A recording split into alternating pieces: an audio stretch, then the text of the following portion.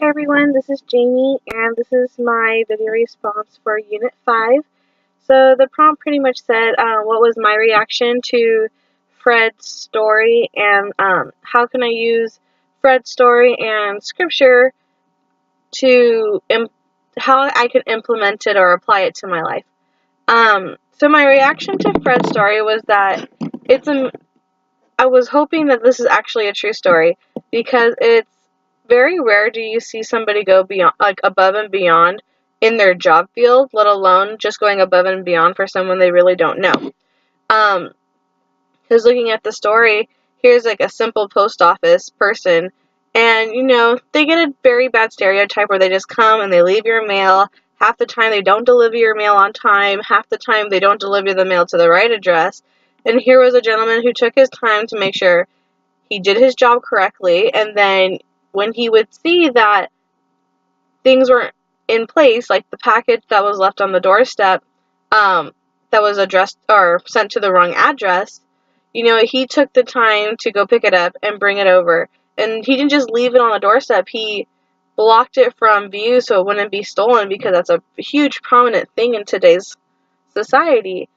And so my reaction was just like, I really hope this is a real, true life story and not something that somebody's just making up, because it's nice to know that there's people out there who do that. And I mean, I look at my own life, and yeah, I'd love to say that I do that, but it doesn't always happen that way. Sometimes I just go to work, I do my job, and I leave. I don't go above and beyond in the workplace, and let alone going above and beyond in my personal life.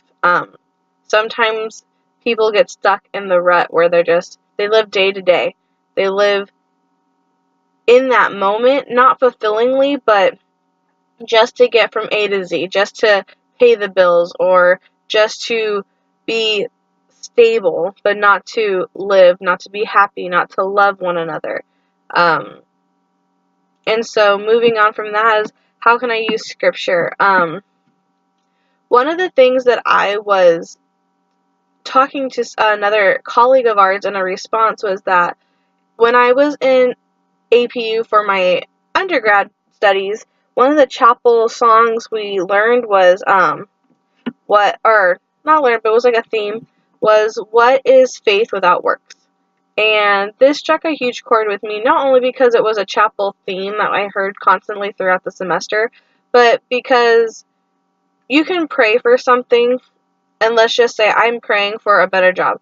But if you're not working on your resume to be a stronger employee or a stronger applicant, or if you're not applying to all these different jobs and taking the leap of faith to get those harder jobs, the more difficult ones, or you're not looking very far, you're just so narrow-minded in your search, where I'm going to only work in the city, I want this specific job, there's no jobs out there.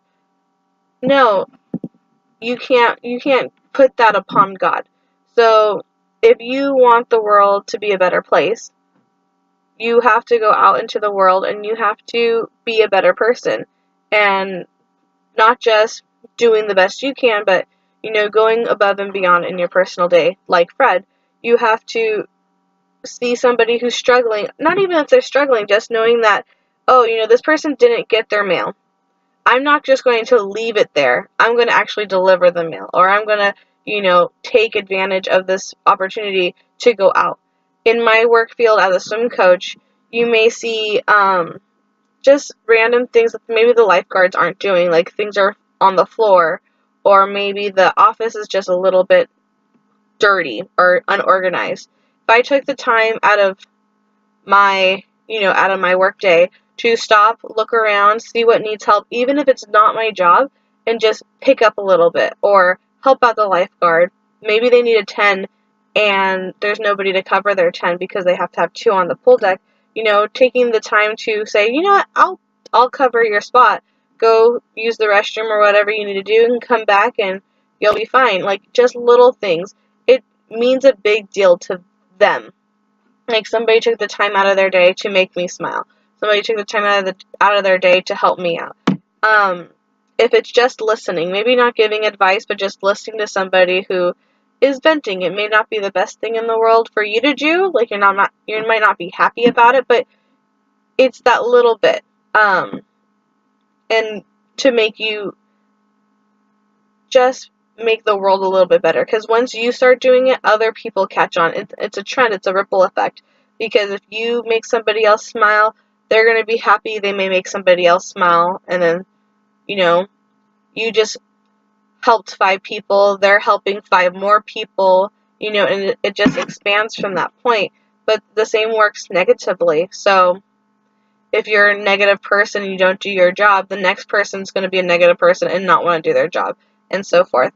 So I think looking at both Fred's story and the scripture is knowing that I'm not just doing my job, I'm going above and beyond.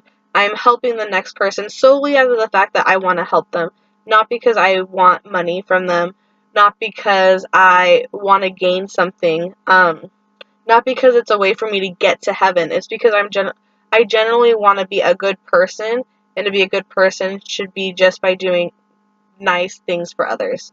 So that's how I felt about the video and the scripture that we were reading, and pretty much that's what went through my mind. I look forward to hearing everybody else's stories, and have a great week. Bye.